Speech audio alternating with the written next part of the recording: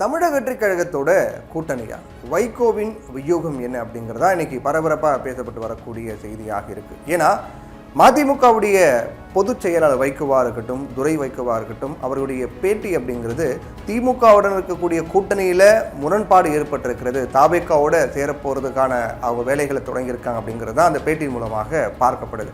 அப்போது அவங்களும் விசிக, காங்கிரஸை போன்றே கம்யூனிஸ்ட் கட்சிகளை போன்றே கம்யூனிஸ்ட் கட்சிகள் வெளியிலிருந்து தாவேக்காவுக்கு ஆதரவு, மற்றபடி அமைச்சர்கள் இடம்பெறலை. விசிக, காங்கிரஸ் மட்டுமே அமைச்சர்களும் கலந்துக்கிட்டாங்க. இன்னைக்கு மதிமுக வேறு வழி இல்லாமல் உதயசூரியன் சின்னத்தில் போட்டிட்டதால் அவங்களால ஆதரவு கொடுக்க முடியாத நிலை இருந்தாலும் கூட அவங்களுடைய பேட்டி, அவருடைய செயல்பாடுகள் அப்படிங்கிறது தாவேக்காவுக்கு தான் சப்போர்ட் அப்படிங்கிற மாதிரி தான் இருக்குது அப்படின்னு சொல்லப்படுது. இப்போ திமுக கூட்டணியில் தொடர்ந்தாலும் கூட, திமுக கூட்டணியில் தொடர்ந்தாலும் கூட எதிர்கால அரசியல் நகர்வுகளுக்காக தாவேக்காவோட நெருக்கம் காட்டும் போக்கை மதிமுக கடைபிடிக்கிறதா அப்படிங்கிற கேள்விதான் எழுந்திருக்கு. இப்போ உள்ளாட்சி தேர்தல் வரப்போகிறது, அதுக்கு பிறகு நாடாளுமன்ற தேர்தல், அதுக்கு பிறகு சட்டமன்ற தேர்தல், அப்படி ஒவ்வொரு தேர்தல், அதுக்கு முன்னாடி இடைத்தேர்தல் அப்படின்னு பார்க்கும்போது அடுத்த தேர்தலுக்காக இப்போதே தாவேக்காவுடன் கூட்டணி வைப்பதற்கு மதிமுக முயற்சி செய்து கொண்டிருக்கிறதா அப்படிங்கிற கேள்வி தான் அவங்க பேச்சு மூலமாக நமக்கு எழுது. இப்போ இந்த சூழ்நிலையில தான் மதிமுகவுடைய பொதுக்குழு கூட்டம் நடைபெற இருக்கிறது விரைவில். அந்த பொதுக்குழு கூட்டத்தில் திமுகவுடன் கூட்டணிகளை கண்டினியூ பண்ணலாமா இல்லை தாவேக்காவோட சேரலாமா அப்படிங்கிறது முடிவெடுக்கப்படும் அப்படின்னு சொல்லப்பட்டிருக்கு. இப்போ இதிலே நம்ம புரிஞ்சுக்கலாம், அவங்க ஒரு கட்சியில் கூட்டணியில் இருக்காங்க அப்படின்னா அதை பற்றி எதுவும் பேசாமல் அப்படியே கடந்து போனால் அது ஓகே. ஆனால் நாங்கள் கூட்டணியா இல்லையா, திமுகவுடன் கூட்டணியா இல்லையாங்கிறத எங்களுடைய பொதுக்குழுவில் முடிவு பண்ணுவோம் அப்படின்னா அப்போ ஏற்கனவே முடிவு எடுத்திருக்காங்க அப்படிங்கிறதான் அர்த்தம். இந்த நிலையில் தான் மதிமுகவுடைய எம்எல்ஏக்கள் ராஜினாமா செய்ய வாய்ப்பு இல்லை அப்படின்னு சொல்லப்படுது. இப்போ தாவேக்காவுக்கு சப்போர்ட் அப்படின்னா திமுகவில் உதயசூரியன் சின்னத்தில் போட்டிக்கிட்டு தாவேக்காவுக்கு சப்போர்ட் பண்ண முடியாது. மாறாக அவங்க ராஜினாமா செய்யலாம். இப்போ அதிமுகவில் ராஜினாமா பண்ணாங்க இல்லையா 4 பேர், அது போல் ராஜினாமா செய்யலாம். ராஜினாமா செஞ்சுட்டு இடைத்தேர்தலை எதிர்கொள்ளலாம். ஆனால் அதுக்கான வாய்ப்பு ரொம்ப ரொம்ப குறைவு அப்படின்னு தான் சொல்லப்படுது. சட்டமன்ற தேர்தல் தோல்விக்கு பிறகு திமுக கூட்டணியில் இடம்பெற்ற விசிகாவாக இருக்கட்டும், இந்திய யூனியன் முஸ்லீம் லீக்காக இருக்கட்டும், காங்கிரஸ் உள்ளிட்ட கட்சிகள் தாவேக்காவோட இணைந்து இன்னைக்கு அமைச்சரவையிலும் அவங்க பங்கெடுத்திருக்காங்க. இப்போ திமுக கூட்டணியில் இன்னும் மதிமுக, தேமுதிக ஆகிய கட்சிகள் மட்டும்தான் இருக்கிறாங்க. இப்படிப்பட்ட ஒரு நிலையில தான் மதிமுகவினுடைய சமீபத்திய செயல்பாடுகள் அப்படிங்கிறது திமுகவை அவங்க தனித்து விட போகிறாங்களா, கை கழுவ தயாராகி வருகிறாங்களா மதிமுக அப்படிங்கிற கேள்வி எழுது.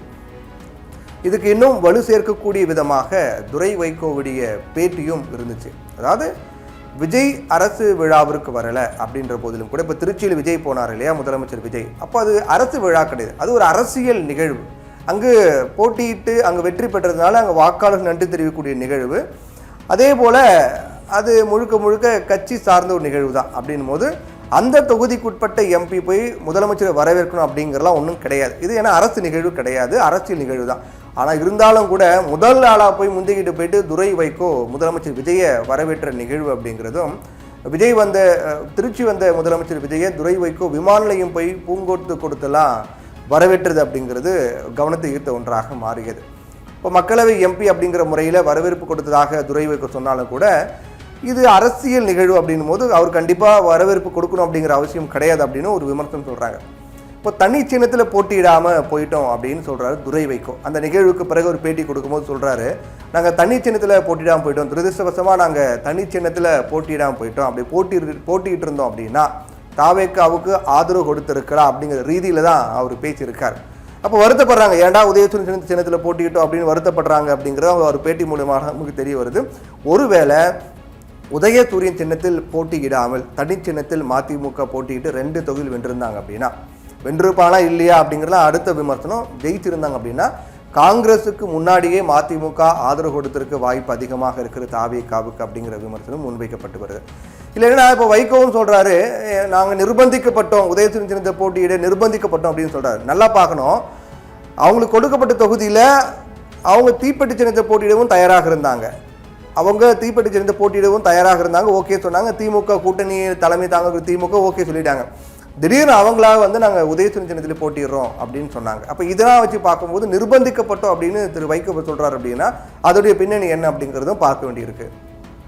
இப்போ விரைவில் மதிமுகவுடைய பொதுக்குழு கூட்டம் நடைபெறுகிறது. அது கூட்டணி குறித்த முடிவை எடுக்க இருக்கிறதாக மதிமுக தரப்பில் சொல்லப்படும் நிலையில் மதிமுகவுடைய எம்எல்ஏக்கள் ஒருவேளை தாவேக்காவுக்கு ஆதரவு அப்படின்னு இந்த கூட்டத்தில் முடிவு எடுக்கப்பட்டா ராஜினாமா செய்வாங்களா அப்படின்னா நிச்சயமாக செய்ய மாட்டாங்க அப்படின்னா பரவலாக பேசப்படுது. 2026 சட்டமன்ற தேர்தலுக்கு முன்னாடியே துரை வைகோ பொறுத்த வரைக்கும் விஜயனுடைய தாவேக்காவோட நம்ம கூட்டணி சேரலாம் அப்படிங்கிறத அவர் விருப்பப்பட்டார்.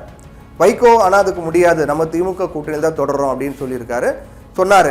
ஆனால் துரை வைகோவுக்கு விருப்பம் இல்லை, தாவேக்காவோட கூட்டணி வைக்கலாம் அப்படிங்கிறதா அவங்க துரை வைகோ தரப்புலேருந்து வைகோவுக்கு முன் வைக்கப்பட்ட கோரிக்கையாக இருந்தது.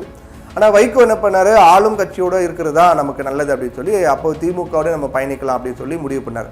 அதன்படி தான் இந்த 2026 தேர்தலை மதிமுக எதிர்கொண்டாங்க. திமுக கூட்டணியில் இருந்து வெளியேற வாய்ப்பு இல்லை அப்படின்னு இப்போதைக்கு சொல்லப்படுது. ஏன்னா மதிமுக எம்எல்ஏக்கள் ராஜினாமா செய்ய வாய்ப்பு ரொம்ப ரொம்ப கம்மி தான் அப்படின்னு சொல்கிறாங்க. இப்போ வைகோ பேசும்போது கூட என்ன சொன்னார் அப்படின்னா, காங்கிரஸ் விசிகாவோட மதிமுக ஒப்பிடாதீங்க அப்படின்னு சொல்கிறாரு. அப்படி பார்க்கும்போது அப்போ திமுக கூட்டணி தான் தொடர்வாரா? இந்த தேர்தல் அடுத்த இப்போ உள்ளாட்சி தேர்தலாக இருக்கட்டும், இடைத்தேர்தலாக இருக்கட்டும், அது வரும் வரையில் திமுக கூட்டணி தொடர்ந்துட்டு அதுக்கு பிறகு அடுத்த தேர்தல் வரும்போது அது திமுக விட்டுட்டு போகிறதுக்கான வாய்ப்பு அதிகமாக இருக்குது அப்படிங்கிறதா பார்க்கப்படுது. எதுவாக இருந்தாலும் அந்த பொதுக்குழு கூட்டத்தில் முடிவெடுக்க போகிறாங்க. இதில் ஒரு மிக முக்கியமான முடிவெலாம் எடுக்க போகிறாங்க அப்படின்னு சொல்லப்படுது. ஆனால் 2 எம்எல்ஏக்கள் ராஜினாமா செய்கிறதுக்கான வாய்ப்பு தான் இப்போதைக்கு மிக மிக குறைவு அப்படின்றாங்க. இப்போ எம்எல்ஏக்கள் ராஜினாமா செய்யாமல் வெளியிலிருந்து நாங்கள் தாவேக்காவுக்கு ஆதரவு கொடுக்குறோம் அப்படிங்கிற விதமாக தான் முடிவெடுப்பதற்கான வாய்ப்பு இருக்குது அப்படின்னு சொல்லப்படுது. இப்போ வருகின்ற தேர்தலில், அதாவது உள்ளாட்சி தேர்தலாக இருக்கட்டும் அல்லது நாடாளுமன்ற தேர்தலாக இருக்கட்டும், இந்த மாதிரி தேர்தல்களில் தாவேக்காவோட கூட்டணி அமைக்கலாம் அப்படிங்கிற மதிமுகவுடைய திட்டமாக இருக்கின்றது. இப்போ வரைக்கும் நம்ம உதயசூரியன் சின்னத்தில் போட்டியிட்டோம், வேறு வழி இல்லை, அமைதியாக இருப்போம், அடுத்த தேர்தல் வரும்போது தாவேக்கா பக்கம் தாவிடலாம் அப்படிங்கிற மாதிரி தான் அவங்க முடிவு பண்ணியிருக்கிறதாக உறுதிப்படுத்தாத தகவல்லாம் சொல்லப்படுது. இப்போதைக்கு திமுக கூட்டணியில் இருந்து வெளியில் வர வாய்ப்பு கிடையாது. அதனால் நம்ம தாவேக்காவுக்கு வெளியில் இருந்து கம்யூனிஸ்ட் மாதிரி நம்ம சப்போர்ட் பண்ணிட்டு இருப்போம். சப்போர்ட்னா ஆதரவாக பேசிட்டு இருப்போம். இடைத்தேர்தலில் வரும், அதில் பார்த்துக்கலாம், அதில் மீண்டும் வேட்பாளர் நிறுத்தி வெற்றி பெற வைக்கலாம், அப்போ தாவேக்காவோட கூட்டணி அமைக்கலாம் அப்படிங்கிறதா மதிமுக விருப்பமாக இருக்கிறது. இதுதான் வைகோடைய வியூகமாக இருக்கிறது. இந்த தேர்தலில் வைகோவினுடைய மதிமுக 2 தொகுதிகளை வெற்றி பெற்றாங்க. ஆனால் உதயசூரியன் சின்னத்தில் போட்டிட்டு வெற்றி பெற்றது தான் இன்னைக்கு ஏண்டா நம்ம தனி சின்னத்தில் போட்டிட்டு இருக்கலாமோ அப்படின்னு அவங்க யோசிக்கிற அளவுக்கு மாற்றி இருக்கிறது அரசியல் நிகழ்வு. தமிழக வெற்றிக்கழக அரசினுடைய நம்பிக்கை வாக்கெடுப்பின் போது மதிமுக சார்பில் வெற்றி பெற்றிருந்த 2 எம்எல்ஏக்கள் கலந்துக்கலாமல் புறக்கணித்தாங்க. ஒரு வகையில் புறக்கணிக்கிறது அப்படிங்கிறது ஆதரவு தான் இன்னொரு வடிவம் புறக்கணிப்பு அப்படின்னு சொல்லுவாங்க. விஜய் தன்னுடைய வீட்டிற்கு வந்து சந்தித்த போது வைகோ ரொம்ப உற்சாகத்தில் காணப்பட்டார். வைகோ அவ்வளோ ஹாப்பியாக இருந்தார். வைகோவும் துரை வைகோவும் நம்ம பார்த்தோம். அதில் மிக முக்கியமாக பார்க்க வேண்டியது என்ன அப்படின்னா, துரை வைகோ சொல்கிறார், அவங்க வீட்டு பணிப்பெண்கள், வைகோ வீட்டில் பணிபுரியக்கூடிய பணிப்பெண்கள்லாம் விஜய் பார்க்க வந்து அப்போது வணக்கம் சொல்கிறாங்க, மரியாதை செலுத்துகிறாங்க. அப்படி பார்க்கும்போது அப்போது துரை வைகோ சொல்கிறாரு, இவங்கெல்லாம் விசிலுக்கு ஓட்டு போட்டவங்க தான் அப்படின்னு சொல்கிறார். அப்போது வைகோவின் வீட்டில் பணிபுரியக்கூடிய பணிப்பெண்கள் கூட மதிமுக ஓட்டு போடலை அப்படிங்கிறதா அந்த நிகழ்வு மூலமாக நமக்கு தெரிய வந்தது. இப்போ தனி சின்னத்தில் போட்டியிட்டு வெற்றி பெற்றிருந்தால் நிச்சயமாக விஜய்க்கு ஆதரவு கொடுத்திருப்பார் அப்படிங்கிறதா உறுதியான ஒரு செய்தி. இப்போ இதை தான் துரை வைகோவும் சொல்லியிருக்காரு. துரதிருஷ்டவசமாக நாங்கள் உதயசூரியன் சின்னத்தில் போட்டிட்டோம், தாவேக்காவுக்கு ஆதரவு அளிக்க முடியாமல் போயிருக்கு அப்படின்ற மாதிரி அவர் பேசியிருக்காரு. துரை வைகோ தொடர்ந்து அந்த பேட்டியில் என்ன சொல்கிறார் அப்படின்னா, ஒரு கட்சியினுடைய கொள்கைக்கு எதிராக சட்டமன்றத்தில் மாற்றி வாக்களித்தால் மட்டும்தான் அது கட்சி தாவல் தடை சட்டத்தின் கீழே வரும்.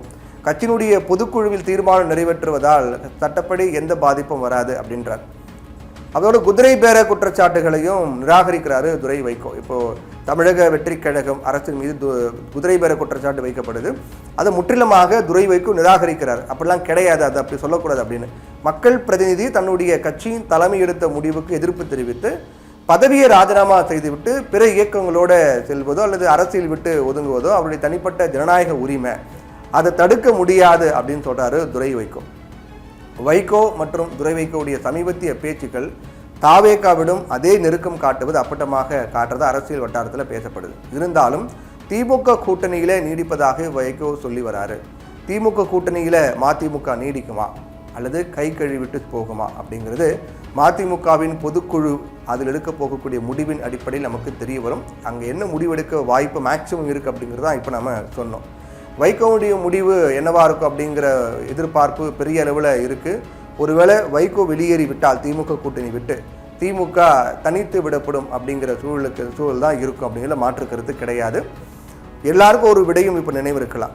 முன்னாள் முதல்வர் கருணாநிதி மறைவுக்கு பிறகு வைகோ சொன்ன ஒரு வார்த்தை, இனி கடைசி வரையிலும் முக ஸ்டாலினுக்கு துணையாக நாங்கள் இருப்போம், மதிமுக இருக்கும் அப்படின்னு சொன்னார். அரசியலில் நேற்று ஒரு பேச்சு, இன்று ஒரு பேச்சு, நாளை ஒரு பேச்சு அப்படிங்கிறது காலங்காலம் நடக்கிற ஒன்று தான். இது மட்டும் விதிவிலக்கா என்ன அப்படிங்கிறதா தற்போது நடக்கக்கூடிய நிகழ்வுகள் மூலமாக நமக்கு தெரிய வருது.